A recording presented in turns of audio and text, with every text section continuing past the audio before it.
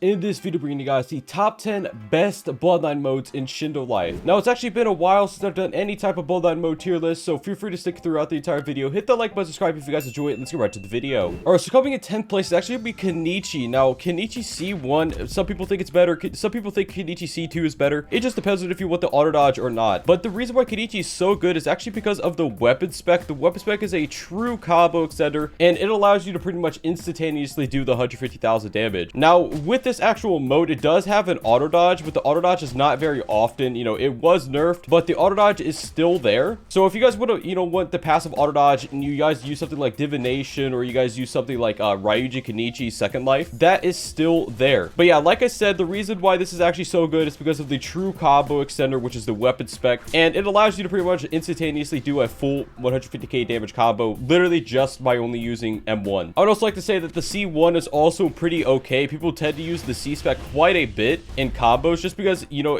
as it knocks them back, it is a type of stun, so it is possible to hit them, but you will not have the extra auto dodge, and I personally think the extra auto dodge is a little bit better than not having it. Now, coming in 9th place is going to be Naramaki C2 mode. Now, Naramaki C2 actually did recently receive the absolutely insane buff. It has no timer anymore. It is also one of the highest base stat modes in the entire game, so you could do it's just a really good mode for the stats as well. So obviously, guys, Naramaki C2 is it's just a really good mode. I mean, there's not really much to say about it. It does lots of damage. Oh, he's about to get knocked. Oh no, rip. There's not much to say about it. It just does lots of damage. It has chi drain on the actual M1s. It has absolutely insanely high stats, and not to mention that the abilities actually are super spammable as well, because they actually did not nerf the cooldown after they removed the timer. So it's a super spammable mode that does tons of damage. It has really good, combo potential. It does super high damage M1s that chi drain. It's just honestly a really good mode now. Like,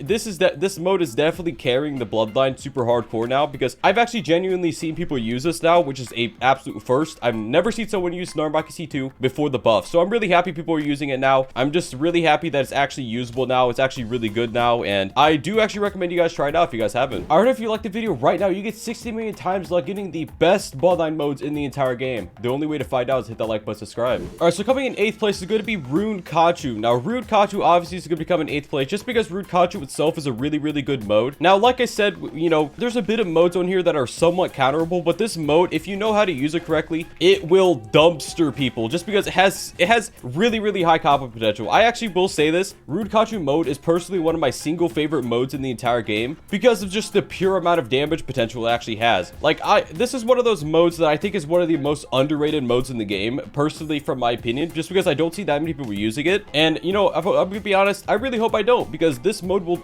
absolutely crush you. Any block breaker into the C spec, so you hit him with the C spec into the weapon spec, and then you immediately use the throwable on them, it immediately does like 200,000 damage. It just from a mode combo, literally just the mode itself could do that much damage. It's honestly a really cool mode as well. I do think that the chi drain part of the entire Bloodline, it makes no sense that it's a Khonshu. I mean, the point of Khonshu is that it drains a ton of chi, but this Bloodline just doesn't. It just doesn't drain that much chi. But I will say that I do actually think that it's a very cool Bloodline mode. It's actually a very good one. It's just not that much of an actual Khonshu. Now, coming to 7th place is actually going to be Dio Senko. Now, specifically, Dio Senko mode 1 is better than 2, but I'll be showing you both of them. Now, Dio Senko mode 1 right here. So the C spec is an instantaneous combo starter. You can actually do pretty much any combo you want, and I do think that is actually a very good thing to have with the mode. It is one of the single best combo starters in the entire game. You can start out pretty much any combo with it just because, it bypasses block, and it also does a little bit of damage as well. Like, I'll show you guys. Boom, C spec, it does around 60,000 damage.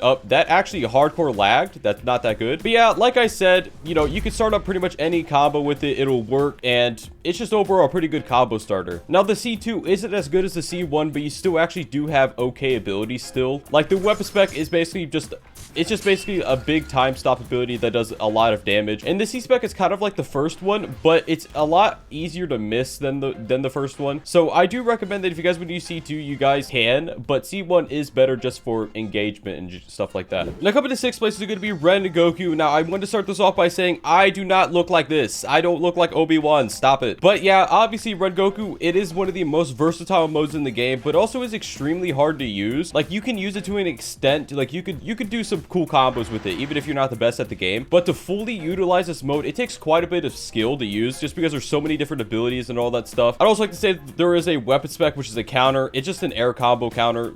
Oh, it's not an air combo counter. It's just, it pulls them into you and allows you to do combos and stuff like that. I do actually recommend that you guys try out this mode at least once to see if it actually fits how you play and all that stuff. I do think that it's worth a shot. It's worth trying, just because the mode itself is super versatile. It's also super fun to use, and the clones themselves actually do help out quite a bit, because the fact that they could cancel their combos, the fact that they're basically just like a companion extra, makes it pretty insanely overpowered, especially in a 1v1 scenario, just because in a 1v1 scenario, they basically have to fight 2 people instead of 1. So it's a pretty huge change and all that stuff, and I do actually think that this is genuinely worth using as the Bloodline mode. Now, coming to 5th place, it could be Shindai Ren. I am, of course, using the Shindai Ramen skin, the most OP Bloodline skin in the game, Shindai Ramen. Let's get this started with the C-Spec, the ultimate ramen C-Spec. So I am going to M1, and then they will chase him down. Oh my gosh, in the second mode, they used I forgot to actually use the throwable, the big giant ramen thing. But yeah, obviously, guys, this mode is absolutely insane. Oh,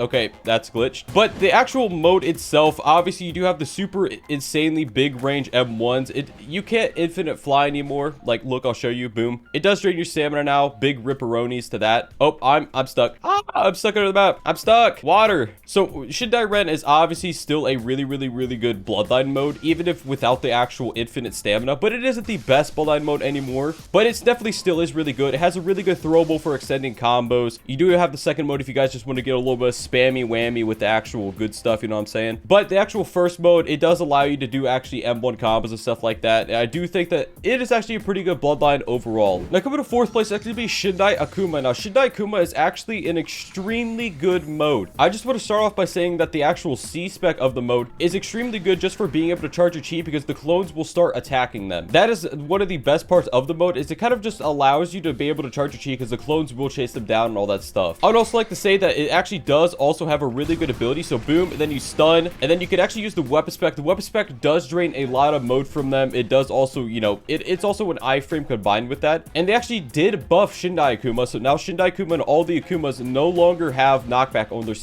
their M1. So now they're actually usable for pretty much any combo in the game, which is pretty insane, all things considered, when you add in a very easy spammable mode drain ability on a 15-second cooldown. Now, I'm not going to talk about this that much, but the Xenodokai is becoming in 3rd place, obviously because of the pure PvE potential that this mode actually has. It's not for PvP at all. It's just purely for PvE content. It does drain bosses like absolute crazy, and I do actually recommend you guys use Xenodokai for bosses. There's not much to say about it other than that it's a really good boss farming Bloodline. Now, coming to 2nd place, it could be Naramaki 6 Pass. Now, Naramaki 6 Pass will be coming in 2nd place. Whoa, look, I got balls in my ramen. Who doesn't like balls of the ramen? But yeah, obviously, guys, you do have the second mode, which is actually insanely good. Yo, Games, can you please make an Azure, you know, 6-pass Naramaki? That would actually be insanely cool. Just don't put it in the Roquid shop, please. Make it a true limited. But yeah, obviously, 6-pass Naramaki, it does have the actually insanely good abilities. The throwable is just the first mode C-spec. The actual weapon spec is a counter that does like 100,000 damage, and you can combo with it if you guys know how to combo with knockback. The C-spec is kind of just a really good team fighting ability. So I do actually think that Naramaki 6-pass is a really good mode, but it's not because of the actual how useful the mode actually is. It's just a lot of good stuff to put together, and I do think overall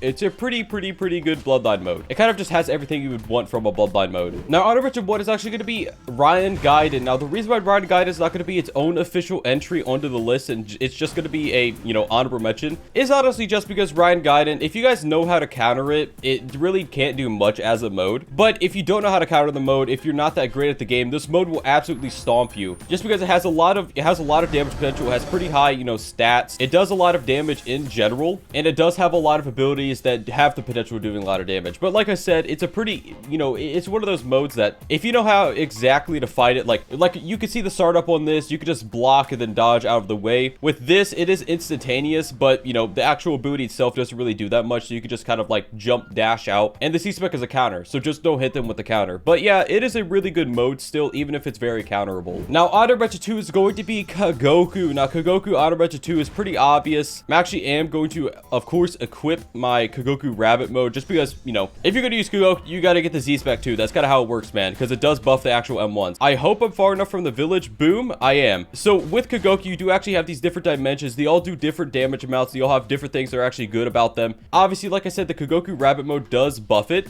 what I'm hoping is that I can, okay, I'll just wait for the mode to run out then.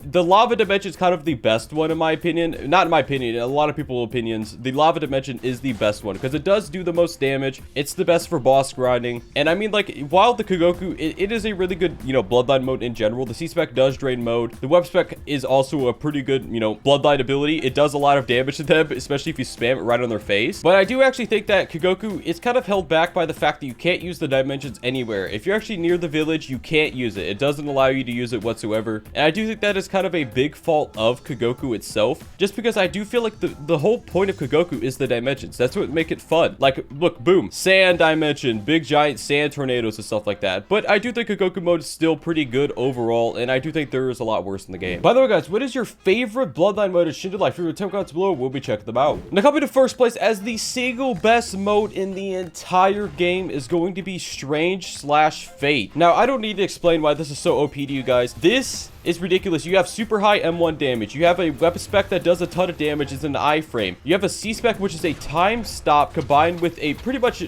a free auto dodge, because you do regen all of your HP back after the C-Spec is over. Not to mention the fact that the weapon spec also is a pretty low, you know, cooldown ability. So, this mode is absolutely insane. It's not only one of the highest damage modes in the entire game, it is also one of the best utility-wise. It can fly as well. It pretty much has everything you would ever need in a mode at times like quadrillion. It does tons of damage. It's really good for utility. It has really good combo potential. It has an auto dodge built into the mode with a big giant stun. Literally anything you could think of, this actually has. So I mean, like, if you guys are looking for a really overpowered mode, I do recommend going for Strange, but please keep in mind that this is definitely probably going to get nerfed, not because of, you know, me saying this in the video. It was always going to get nerfed because it is literally that broken. It is kind of unreal just how good it is. Anyways, guys, it's actually for the video. If you guys enjoyed this video, remember to like, subscribe. Always see you guys. Bye bye.